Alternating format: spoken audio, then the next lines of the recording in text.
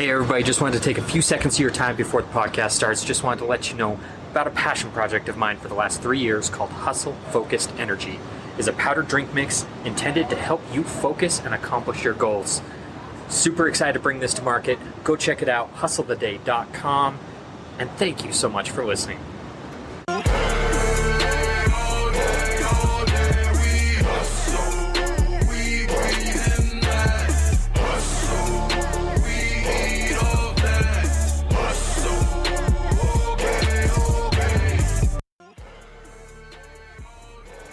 On this episode of the Hustle the Day podcast, I have Krista Ripma. Krista is a fascinating individual. She is the founder of Authentic Audience, a digital marketing agency, but she's all about authenticity and has some amazing business tips that are kind of out of the box. And I was really excited to be able to speak to her. I think you're going to enjoy this. Let's get to it. What's up, everybody? Welcome to the Hustle the Day podcast. My name is Trent. Super excited and honored to have Krista Ripma here. Krista, I want you to jump in here and tell me a little bit about yourself. Sure. Hi, thanks for having me. My name's Krista, and I am the co-founder of Authentic Audience. We're a digital marketing company. I'm a launch strategist. I'm a marketing coach. I'm a resistance coach. I have a podcast, courses. My purpose here is definitely a spiritual one, but I mask it by my marketing company. So I love marketing, though. It's storytelling. It's helping people grow. It's helping people share their gifts with the world and mostly overcome their fear and resistance to selling. So yeah, that's what we do. I love what I do and happy to be here. Our company's about 3 years old. Perfect. So you mentioned something in that initial introduction, the launch strategist. It seems like there's not a lot of emphasis on the launch for a lot of young entrepreneurs. It's more, hey, I just need to get my product out there. When is it too late to have a launch strategy? Like, should you be planning 6 months in advance, a year in advance? Like, where do you start wanting to work with people when they're getting ready to launch something? 90 days. So I work in 90-day sprints, and I need 3 months with you to launch something successfully. And I learned that early on. So that's the way that our contracts work. They're all only 90 days. I have nobody in like a year contract. We don't do anything like that. We work in 90-day sprints on a project-to-project basis. Also, if you have a good product or a good service and you focus on that one thing launching for 90 days, usually it will work. Okay. Because wherever you put your focus on is where the energy is going to go. So if we can create a really clear 90-day strategy, everything from warming up, right? So growing your email list, getting awareness campaigns going, getting things out there. A huge mistake I see a lot of entrepreneurs make is there's no warm up. They launch something and they take me straight from the awareness to the sale. But the biggest and most important step of marketing is consideration. So we have awareness, consideration, then purchase. So that 90-day strategy gives us time for that consideration, building the loyalty, building the trust. And then when you go to launch and either open cart, close cart, whatever you want to do, people are so excited and like ready for it. So leading up to the launch, we work together for 90 days, but the last 2 weeks of those 90 days, that's the launch. Okay. Everything before that is what's really important. Right. Yeah, it is absolutely important to get that lined up right so that you are conveying the right message to your audience. And, like you said, they've got to have that consideration period as well. Yeah. So going back a bit before we jump too much into the marketing side of things, where did your entrepreneurial journey start? It's so random. And I think most entrepreneurs probably say that. I didn't have like a clear idea that I even wanted to be an entrepreneur. I loved storytelling. I loved visual storytelling. My background was in film and communications, and I thought I wanted to be a TV producer, just like pulling all the pieces together to tell this really important story that makes people feel something. And that's really what marketing is. It's like making people feel something through storytelling. And so over the years, that's morphed from working in Hollywood to living in Aruba, to getting deported from Aruba, to getting to be in the behind the scenes of building these like million following, millions of followers, brands, and just seeing how that works was really exciting to me. Getting to see my strategies play out in front of really big audiences is really fun. And more than that, I think I have this like excitement around helping people bring their gifts into the world. And right now, that's marketing for me. I don't know if marketing is the end all be all. My why is to help remind people that they can fly and that they're unique and that they can be abundant in that. And, everything, all of this mindset stuff that really comes along with entrepreneurship. But I like having my hand in a lot of pots. I think that's really what it is. Every time I had one boss or one project or one mission, I was bored. It wasn't that exciting to me. I'm a Gemini. I don't know if you know much about astrology, but Geminis are like kind of flighty. We like to be involved in a lot of different things. And so working in these 90-day sprints is really great because you're really focused, you're really connected, you're really dropped in for 90 days. And then at the end, if they're successful, they can go fly and use your strategy. And so that works for me. I also am a sailor, and creating a lifestyle where I can be offline, sailing was really important to me. My husband and I met sailing, and we want to create sort of an off-the-grid lifestyle eventually. Right now, that means tied to our computers 24 hours a day, as most entrepreneurs can relate. But yeah, I think just the idea of wanting to lead a different lifestyle where we have more control over where we live, when we work, and most importantly, who we work with. That's the most important thing is the people, because it's like your work becomes most of what you do. And so you have to enjoy the people you're working with. And when I was working for other people, you just have no freedom in that. And so it's really beautiful getting to pick and choose who we work with. And I think that's the piece I'm most grateful for about being an entrepreneur. Yeah. So, I mean, going back a little bit, I mean, there was so much to take out of that whole thing, but just because I, got a little bit into your story before we chatted, going from that Hollywood lifestyle where you were working nonstop, you just kind of threw in that, I went to Aruba and got kicked out of Aruba. I know a little bit of the story, but could you relate that to the audience of, how that all happened?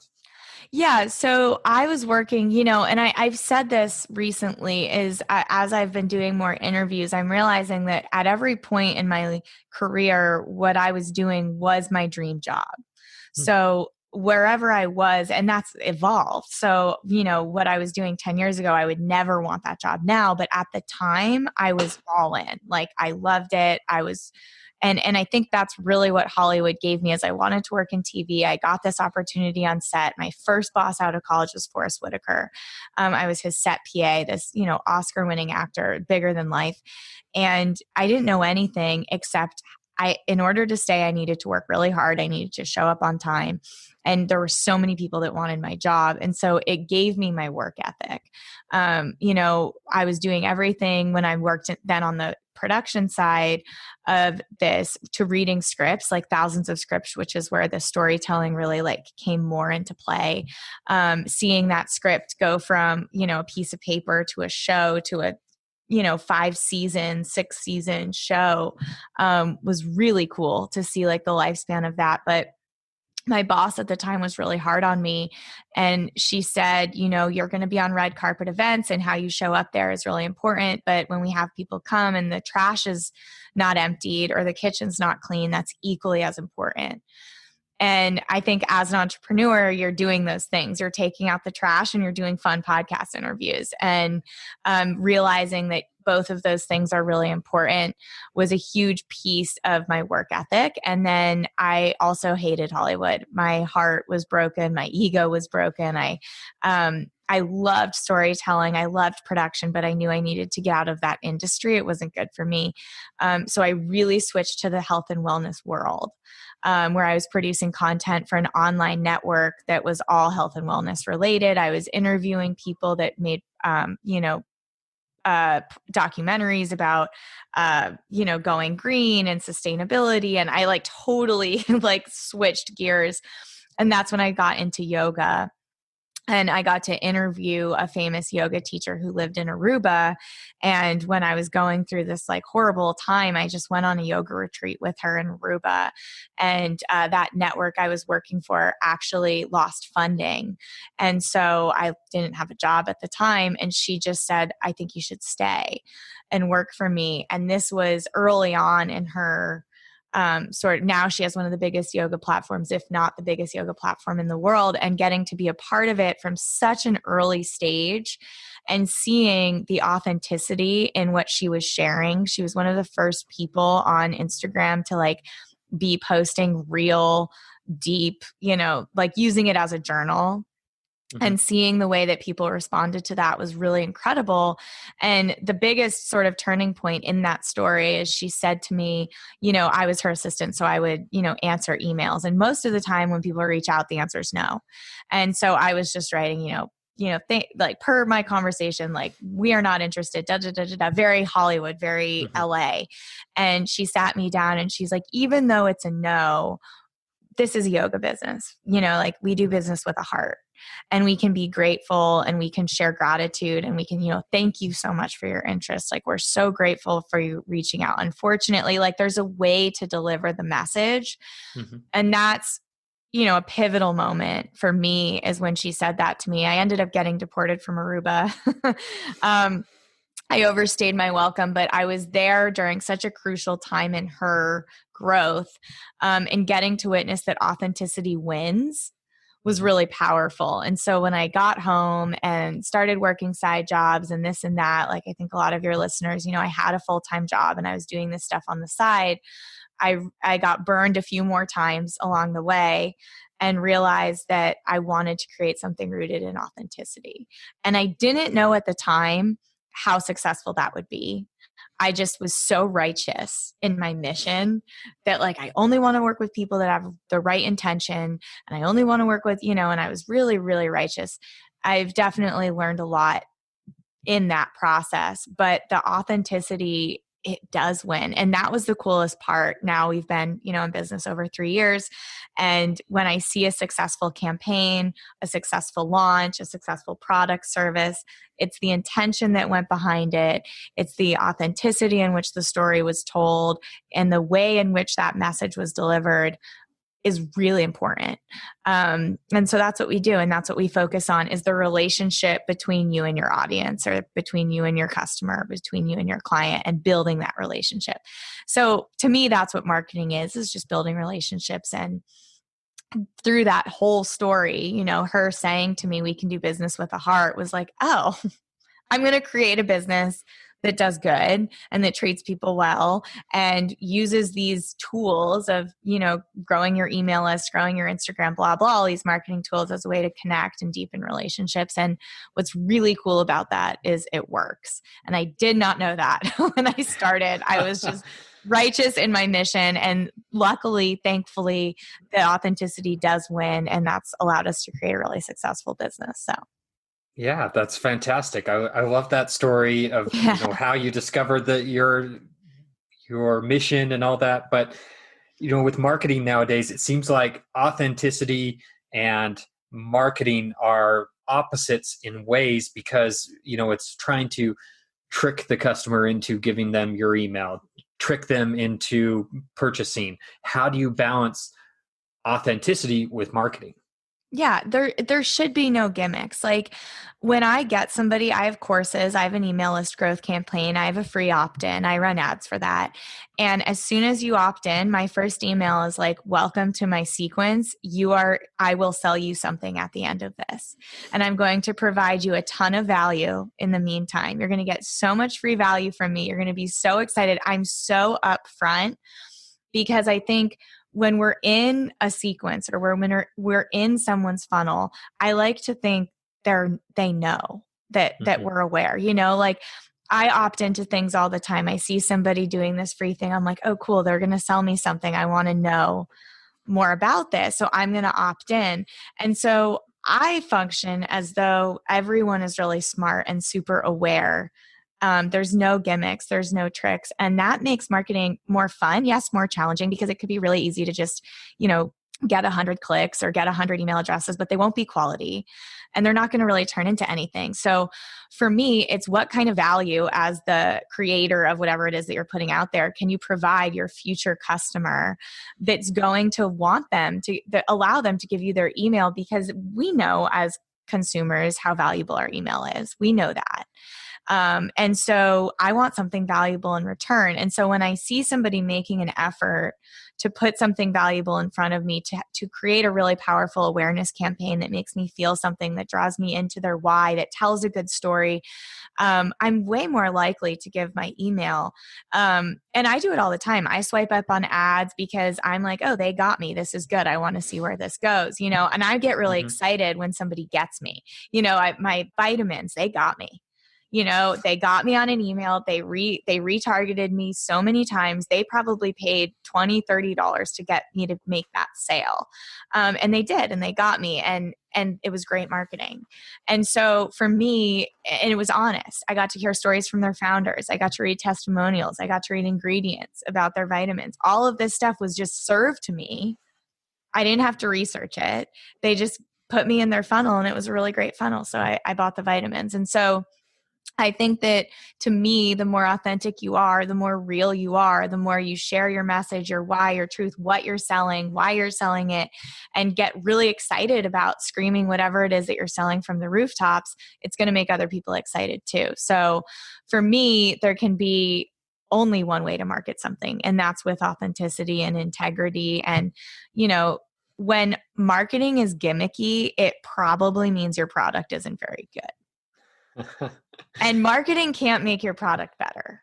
And I say that all the time. You have to have something good. So I assume when somebody's coming to me, whatever they have is a great service or a great product. And if it's not, stop wasting your money on marketing and go spend money on making your service or product better. Because, you can get 100 people in the door, but it's so much cheaper to keep your audience coming back and to keep people loyal than constantly finding cold leads. I mean, even if you just look at Facebook, it is 10 times cheaper to retarget somebody that's already in your audience than to go out and find a cold lead.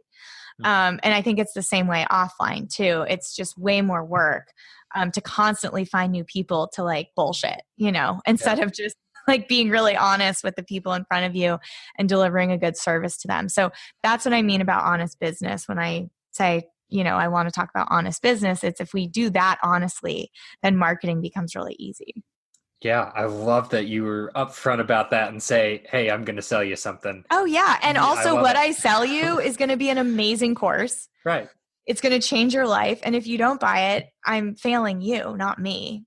So I think that's the other piece of selling something, and the gimmickiness around marketing is, if you do have something that's amazing, like for example, I'm obsessed with my Dyson vacuum. It literally changed my life. I will scream it from the rooftops. And the fact that it transformed my experience of cleaning. I have a dog. It really did change my life, my Dyson vacuum. And if they didn't sell me, then I'm getting it's a disservice to me, the consumer, because I'm going to go buy a knockoff version or, a shittier version or whatever. And without that sale, I mean, they can just go make another sale, but I'm the one that's losing out. So I think when we're selling something to somebody and you really believe that your product or service is that amazing, then you're failing your customer when you don't make the sale. And so that change in mindset, we had talked about mindset offline, I think is a really big piece of selling as well. Yeah, absolutely. And you know what? That's something I've struggled with my whole life is, having that mindset. I'm doing the disservice by not offering something that helps people.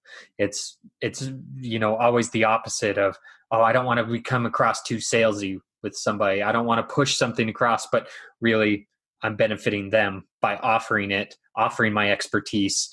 And it's that little shift that can make a huge difference in your message. It made a huge difference for me. I was doing sales calls for a program I did called the Authentic Marketing Program a couple of years back.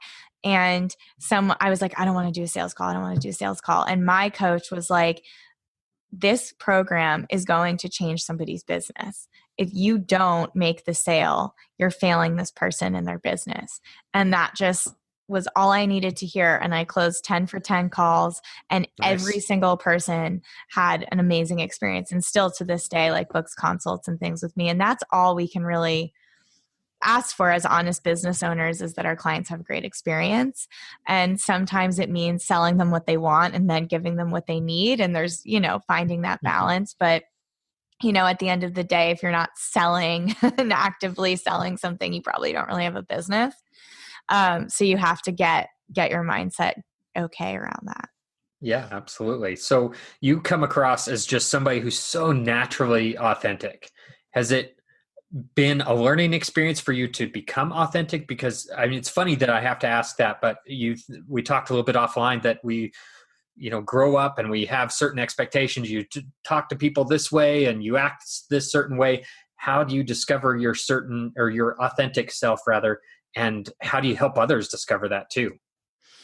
Yes. So for me, it's always come natural, almost too natural, to the Hmm. point where it's like absurd to me that somebody wouldn't be that honest and truthful. Like, it Okay. causes problems in my friendships, in my family. Like, if the truth isn't being said, or there's an elephant in the room that everyone's just like walking around, I'm out.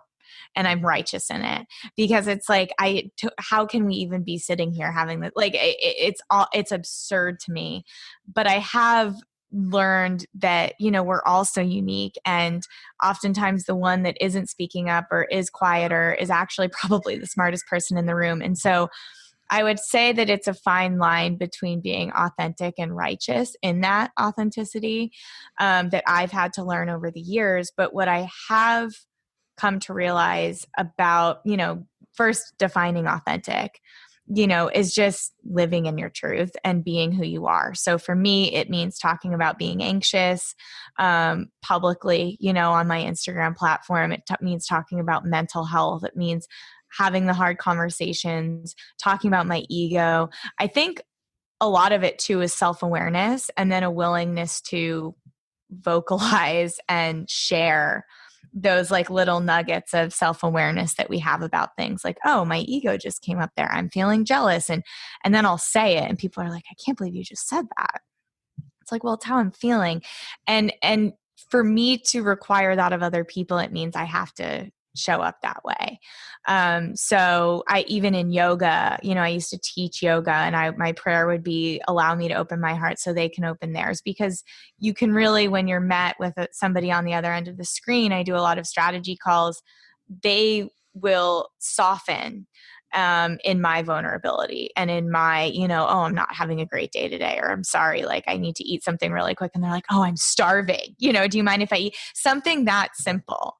Or like, oh, sorry, I just need to grab something to eat. They're like, oh my God, my food's been like getting cold right here. And it's like giving other people permission to stand in their truths. And for me, what makes people really unique is oftentimes things that we're not saying, for fear of being judged, comparison, vulnerability, ego, self-doubt, all of this stuff.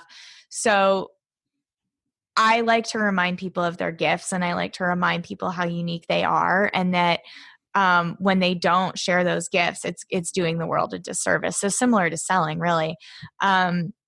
And helping people overcome that in so many different ways. I mean, resistance shows up in, our ego telling us that we're not good enough, and comparing ourselves to other people doing things that are being more successful than we are, whatever. And just like keeping our eye on the prize. That's why the 90-day sprints is that focus, not getting distracted, and really owning what we're good at. It's not an ego thing. For everybody listening, right now, I want you to close your eyes and think about, what are your gifts? What do you walk into a room with? What do you bring to a conversation? What do you bring to your business? For me, it's truth, it's honesty, it's authenticity, it's integrity. And that's not from ego. That's what I bring to things. Has it lost me a lot of friendships? Yeah, I require a lot from people. And, but at this other end, it's brought such beautiful opportunities into my life. So I think there's a high road and a low road to all of our gifts, but we need to know what they are. And so I think that's the first piece in bringing it out of other people is, I'll give these talks and I'll be like, what's your gift? And I'll just call on someone and they're like, I don't know. I'm like, okay, well, we got to know. So that's the first place where we start. Yeah. So I think I talk about this podcast, multiple times about how this is selfish for me because I learned so much out of this. And I feel like you're talking directly to me right now because I am the type of person that's like, I try to have, a specific image and, whatever my authentic self is, it's behind 17 layers of other things. And so, I've been definitely working on that myself and trying to put myself out there, but it's usually I'm trying to hold back so that I don't get judged. That's been a big fear of mine is, what will people think?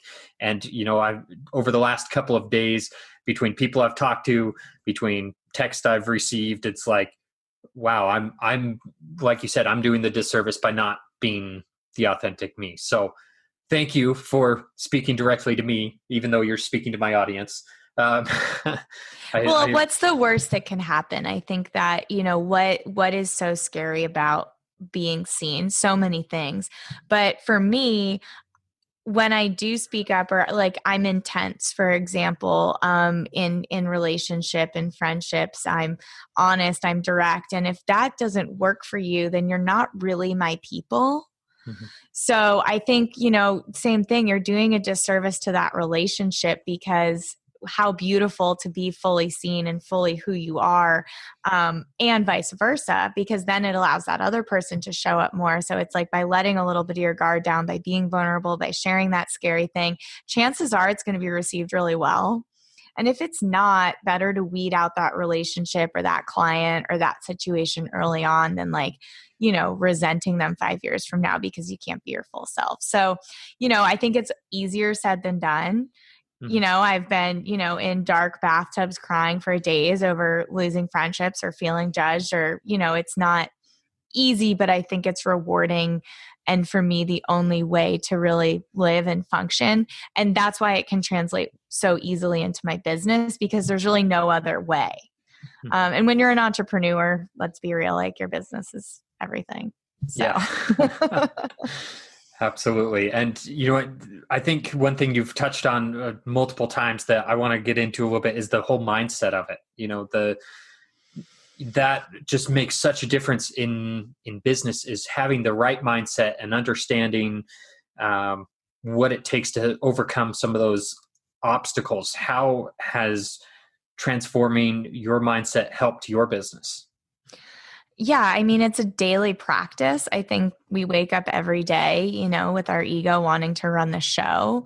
The biggest thing is when I do feel that resistance, I actually now see it as being on the right track. So I equate like resistance with authenticity because if you look at just our purpose and our ego wants us to fail. Our ego doesn't want our soul's purpose to like come out and thrive into the world because that leaves no place for our ego. So when I feel that resistance, I'm like, okay, let's dance. Like this is a good sign.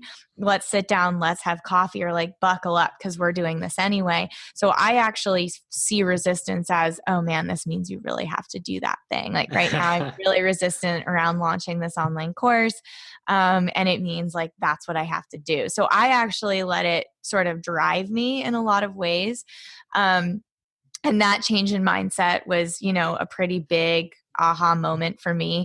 And then also seeing with my clients, one in particular, she is so confident in what she's creating and the intentions behind things. I don't think anything's good or bad. It's the intention behind it, which makes it good or bad. So marketing isn't good or bad. It's the intention that you bring to it. And when I saw her success over and over again in these launches, I'm like, this is unreal. She is so tapped into the feminine, right? To the part of us that surrenders and trusts and doesn't want to control everything and just lets things be, which I don't have very much of. And when I see that success time and time again and that trust in what she's creating, I'm like, there's got to be something to this. And when I have a really good strategy and a really good service, but my client is just paralyzed with doubt, the launch doesn't go well. Yeah. And really sometimes the only difference between a successful launch and a not successful launch is the mindset going into it. and the energy around it. And I know it's becoming less and less woo-woo to talk about energy and mindset. Like, it's so real. And to not, for everything that I do, it's like half strategy, half spirituality. And for me, the mindset and the intention is all part of that spiritual practice of surrendering it, working really hard, taking every action you can, and then sort of surrendering it at the feet of our teachers, and just like, if this is meant to be mine, it will come. And if you really believe in whatever it is that you're selling, doing, putting out to the world, then other people will believe it and take it seriously too. So a huge part of what I work on with people is that seller's mindset, is overcoming resistance, is facing it head on, because my strategy is going to work. I mean, marketing isn't rocket science. Like, you get quality leads into a sales funnel, you put something in front of them that's valuable and priced right, you're going to make a sale. Like, it's, I can get you in front of the right audience. My ads will make you feel something, the landing page will convert. But what's the unpredictable sort of thing in that process is my client and their mindset around it. And so that's where I actually spend probably 80% of my time on that, because, you can move numbers around and increase budgets and, change audiences, and that's all really easy. But what's so unpredictable is our mind. So getting that, into a space of gratitude, and it's already mine, it's already succeeding. We've already made 10 sales. It's really hard to do. Yeah, I understand. So my daughter tries to teach me this now that I've taught her the mindset aspect. And I've mentioned this on the podcast before, but, she was working on a computer program for second grade math, and she was consistently in the 60% fluency. Like, she just could not get past 60% fluency for probably a month. And before we started doing math each day, it was, I am awesome at math. I'd have her repeat it over and over again. I'm awesome at math. That. And it went from 60% to 100% in a couple of weeks. And you know what? She's used that against me sometimes. It's like, oh, I don't know if I can do that, Dad. If you say you can do it, you can do it. It's like, dang it. You get it more than I do, even though I'm the one who told you that.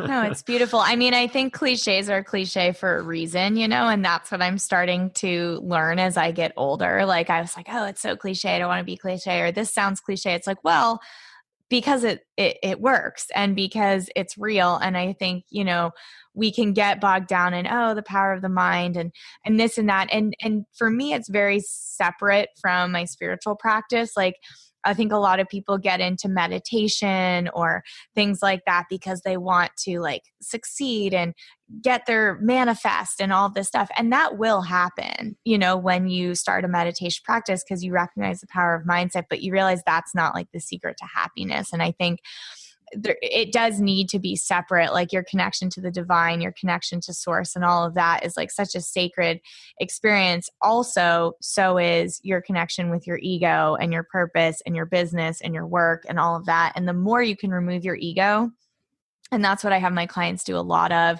is like separating themselves from their business, writing letters to their business, really creating that separation. Like, your business is an entity that is requiring something of you. It has its own energy. It has its own vibe. It has its own life.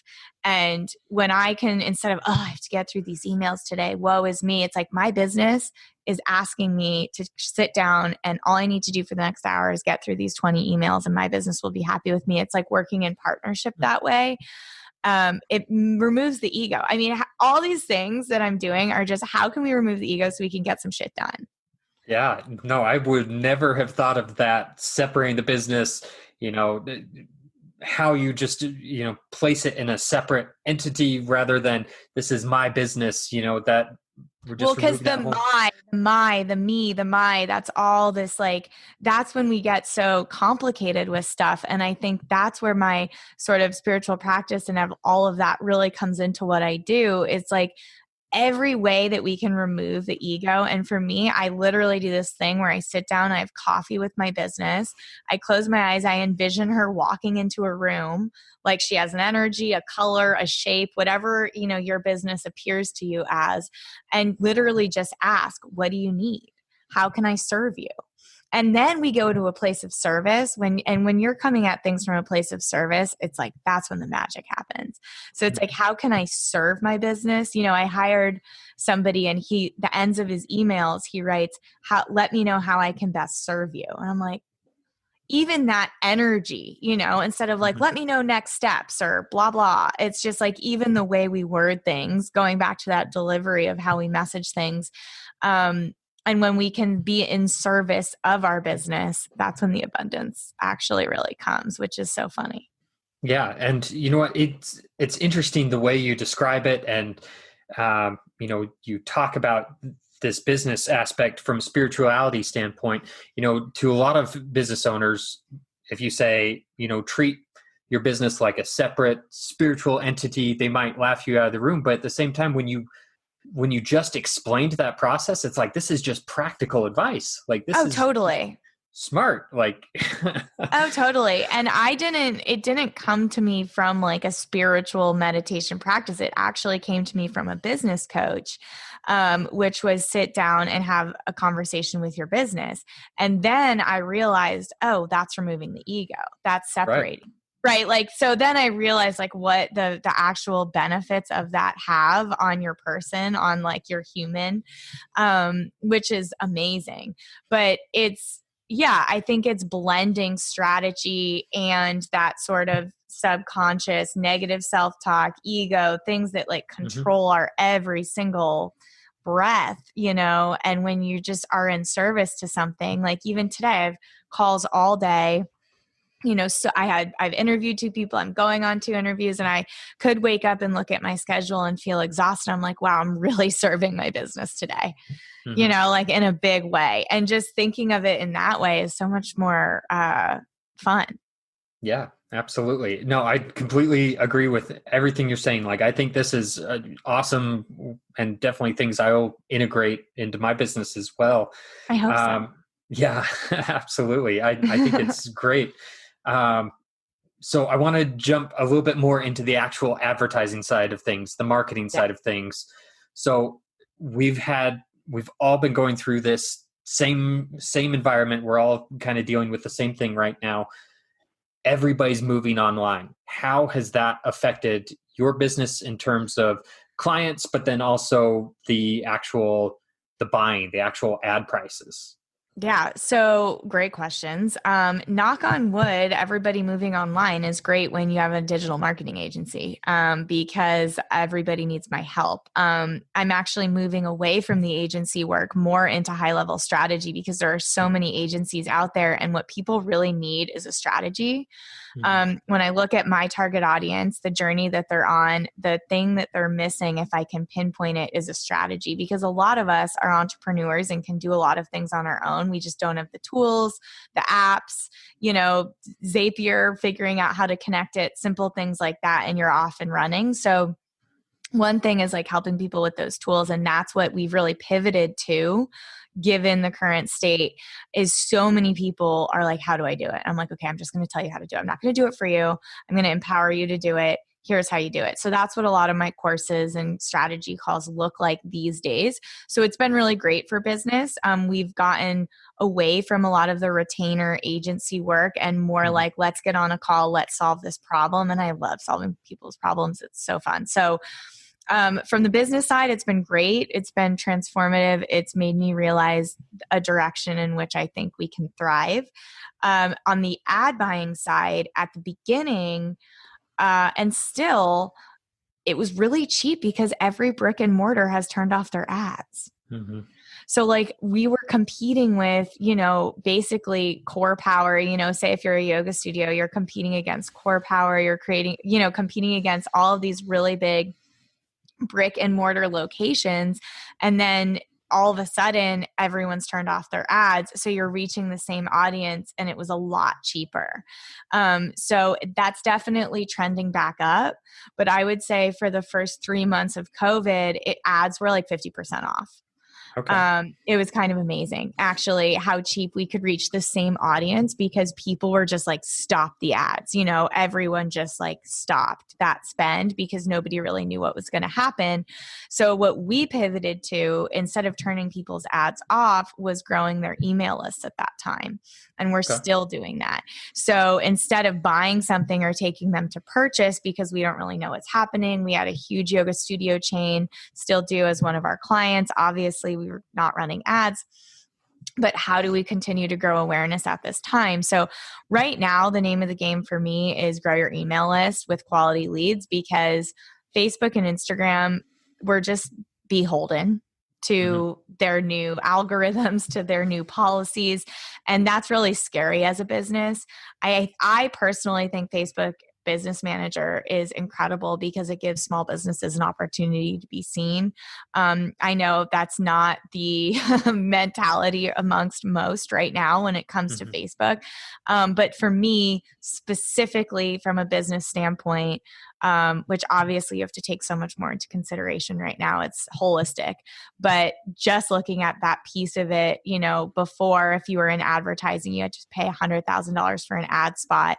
Now you can pay $100 and reach like a really quality audience. And so it's really kind of amazing what it does for small business. That all being said, we're still beholden to where they're changing their algorithms, their policies, and it's getting more and more expensive, and it's fully pay to play. You can't reach anybody if you don't want to pay right now. I mean, how many people you reach in your audience is just like unbelievable. And that's really frustrating. But growing your email list is something that, email hasn't changed in 25 years. It's like everybody checks their email every day.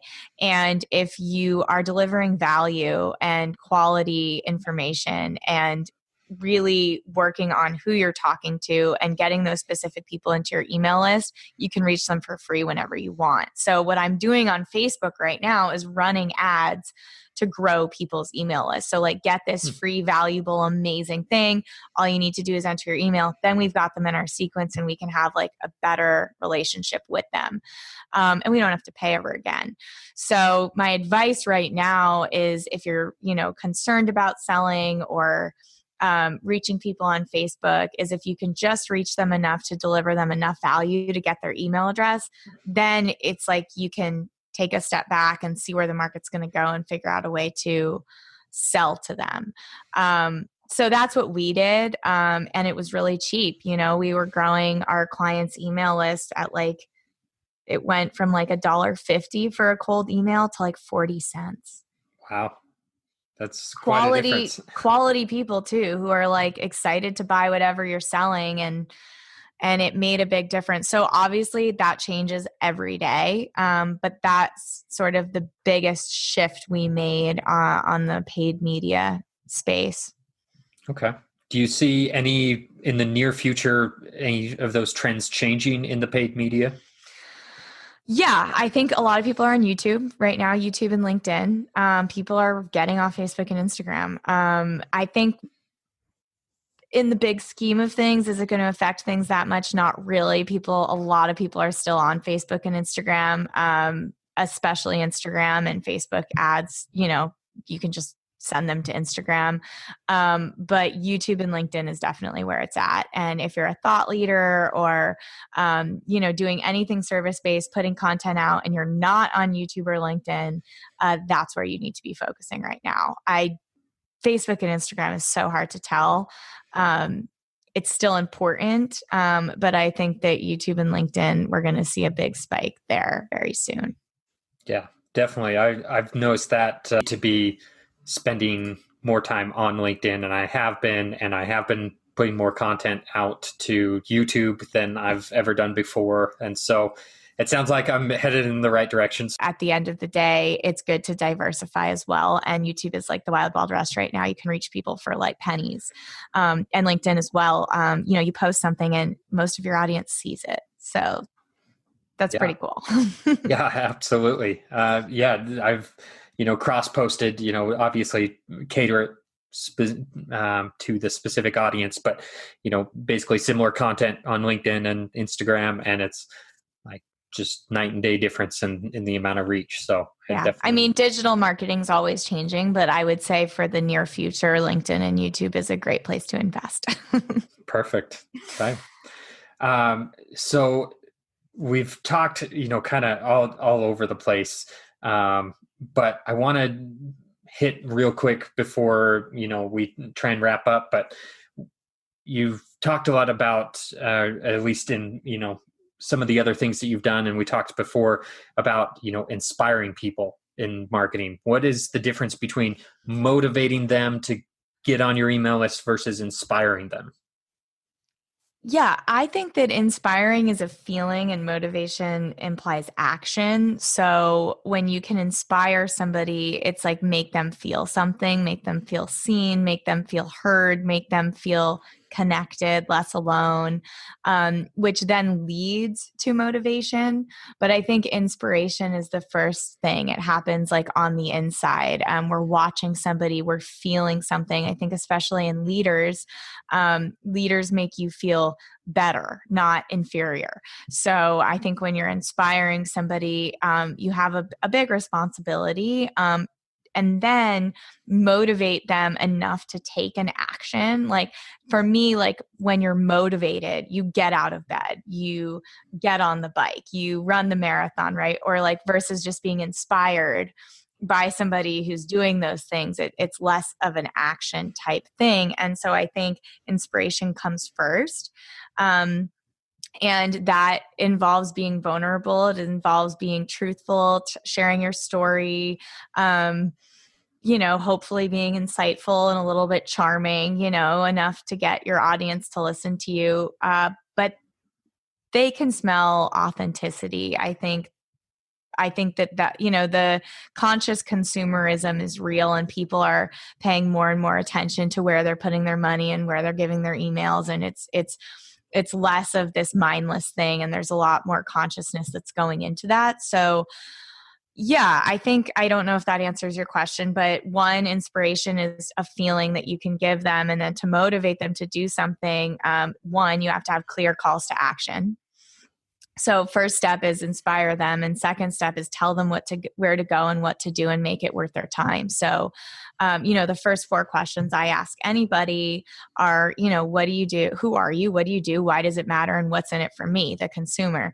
And if you can answer those 4 questions, that's your marketing right there. And just telling stories, sharing testimonials, all of these different ways to earn that trust and loyalty, and then providing them a lot of value. So to motivate somebody to get on your email list, they have to feel seen, they have to feel inspired, they have to feel connected to you, and they have to feel like you're going to provide them a lot of value and not just sell things at them all the time. So then once you get them on the email list, it should be 80% value, 20% selling. That's what I usually say is the 80-20 rule. So I think the majority of the work lies once you get them on your email list, keeping them motivated to open your emails and to read, and that's content and sharing your story, your why, your value, your gifts, whatever that may be.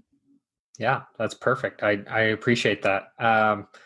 So I don't want to take too much of your time. So I'll wrap up. I'll still give you a chance to, have people connect with you. But I want to ask you, what is it that excites you about the future, personal or business? What's exciting you right now?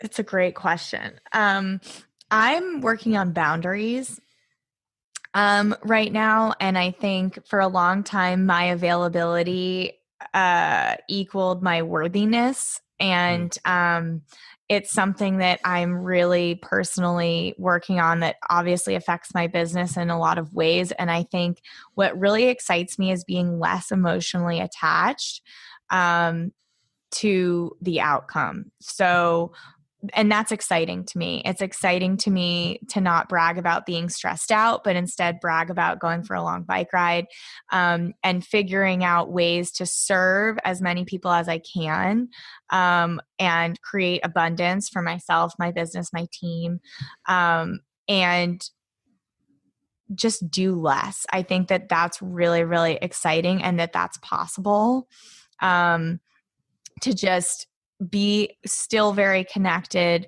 very tuned in, very inspired and passionate about what I'm doing, but I've been hurt a lot in business lately, and it's because of my emotional attachment to the outcomes and to my clients. And I think especially as entrepreneurs, our identity gets really wrapped up in what we do. And when you get burned enough, it like requires you to take a step back and look at things that you're doing. So I'm grateful for that. But for me, the thing that excites me the most is detaching from the outcome, still being as connected, as present and all of that, but just less, having less emotional stake in other people, and just sort of letting them be and letting their businesses be, and just doing whatever I can and then letting it go.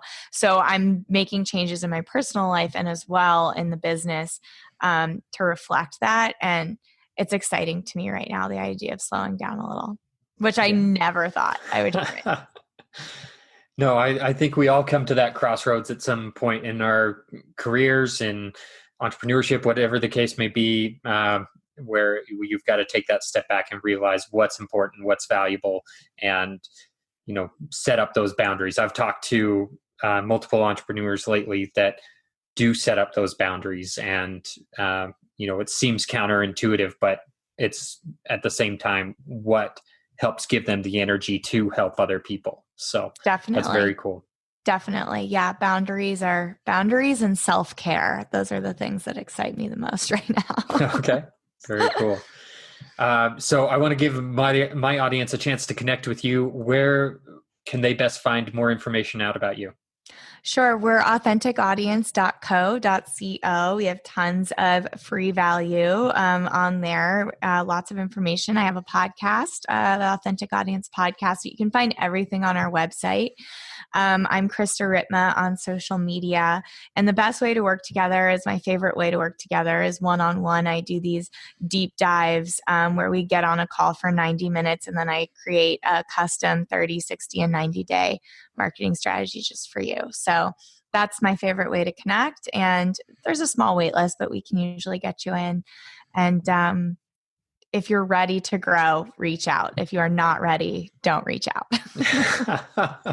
Sounds good. Well, I appreciate all the value you've provided today. And, it was great to connect with you. And I feel like I said, earlier, I feel like this is for me. It's selfish for me, but I hope that it reaches my audience and somebody else gets something out of it too, because I know I've gotten a ton of value out of this. So I know my audience has gotten value out of this. So I encourage you all to get out there and hustle today.